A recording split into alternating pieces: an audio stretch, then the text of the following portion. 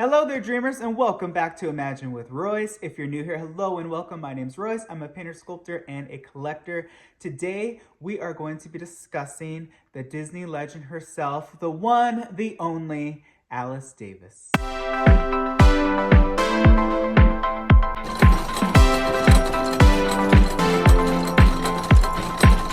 So Miss Alice Davis was born on March 26, 1929. Her Disney journey truly was magical. She started as a costume designer. Mark actually called her and said, "Hey, I need some dresses made for some live action footage that we are doing for Sleeping Beauty." For those that do not know, during the classic 40s, 50s, 60s, 70s, 80s, and even up into the Renaissance area, into the 90s, they did live action reference for the animators to look at how a scene would be, how characters move. It was just a Disney tradition. So Alice was tasked with creating Miss Aurora Briar Rose dress for the scene where she is dancing in the forest. Once Upon a Dream, iconic. You've all seen the footage of Mark studying that beautiful movement of how the dress folds and the wrist movement and all of that glorious Disney animation history.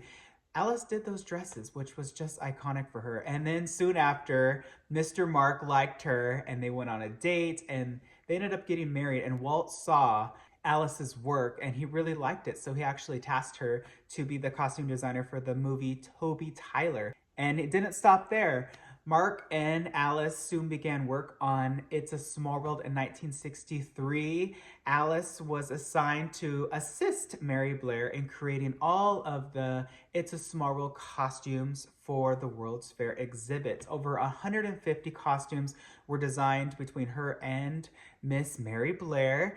And boy, oh boy, those two women are just true icons and a powerhouse at Imagineering at that time. Look at the creativity between those two. All of those costumes, I read that she ended up studying over 150 National Geographic books and magazines at that time to ensure that all the costumes were as accurate as it could be. But you have to remember, there's so much to a costume, the native culture. You have to adapt it and make it Disney style, make it playful, make it childlike. And Alice and Mary were able to do that so perfectly. Alice truly established the AA figure costume and manufacturing area, quality control systems, and refurbishing techniques. She was truly, honestly, the Imagineer that was so before her time, and considering how maintenance and Imagineers of the future would have to look back at her patterns, her notes, to ensure that they were able to replicate her work efficiently and effectively. And Alice did that.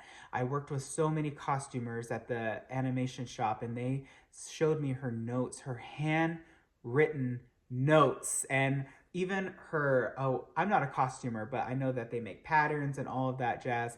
They're still using those today. How epic and iconic is that? Even up to right before Pirates of the Caribbean opened, she asked for a bigger budget so that she could make doubles of all of the costumes. And they really were against it. But you know what? Alice was sneaky and she ended up just creating two anyway. And sure enough, right before Pirates of the Caribbean opened, there was an oil leak on a lot of the figures. And they were like, oh my gosh, we're not going to be able to open.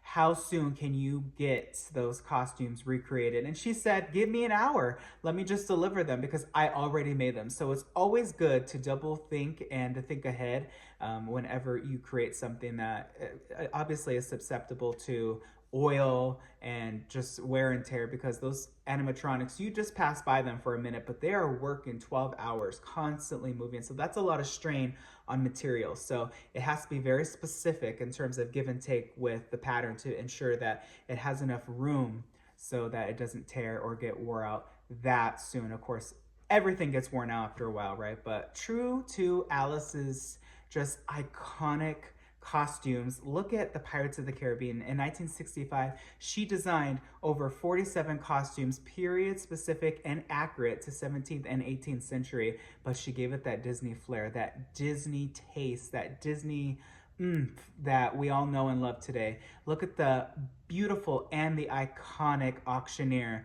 Fun fact, the Auctioneer is the only pirate that Walt was actually able to see in full costume before he passed away. True, he did get to see a lot of the figures and concept design, so he really knew that Mark and Alice were able to deliver as a figure finisher, I always took great honor and pride in replicating and even oil staining and aging all of those costumes. Of course, none of the originals are there today. They are new and updated, but they are made exactly the way that she designed them. So I will look at all of her reference pictures that she took of her costumes and see where she put the stains, and I would try to, as accurately and as minusculely detailed, put the stain in the exact same spot so guests don't know. And it was just such a challenge, honestly, for me, because I really had to pay close attention to, okay, where do people sweat, in the armpits? And Alice was just such an icon. And speaking of icon, in 1997, she was named a Disney legend, the highest honor at the Walt Disney Company.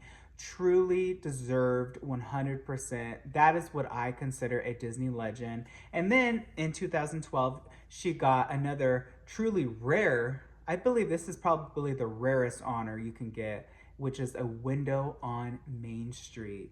She got a window right next to her husband, Mark, and you can see them today. It actually has like a little Small World doll concept design, and she's a dressmaker right next to Mark. I just think that is so charming to their relationship and their just iconic history and legacy that they left to the parks all over the world.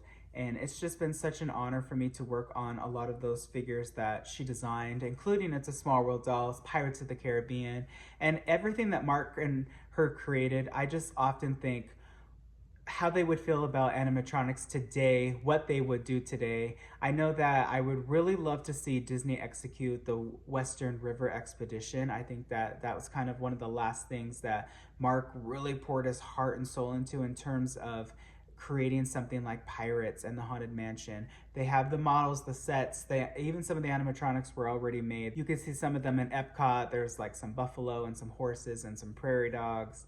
And looking back at Alice's journey at the Walt Disney Company, it's truly magical, it's truly legendary, and I am just honored to be able to highlight her for the Women's History Month, because she is truly a Disney legend and a woman, not only as a Disney female artist, but just as an artist in general. Her costume design work is just legendary, and she should be honored in every way, shape, and form. So if you like this sort of video, please let me know, hit subscribe and ring that bell icon. That way you're notified whenever I upload a new video. I'm going to be continuing this series. I want to do Harriet Burns and of course Leota Toombs in the future, so stay tuned for those. And as always, dreamers, thank you so much for watching, and always remember not only to follow your dreams, but to chase them. I'll catch you in the next one.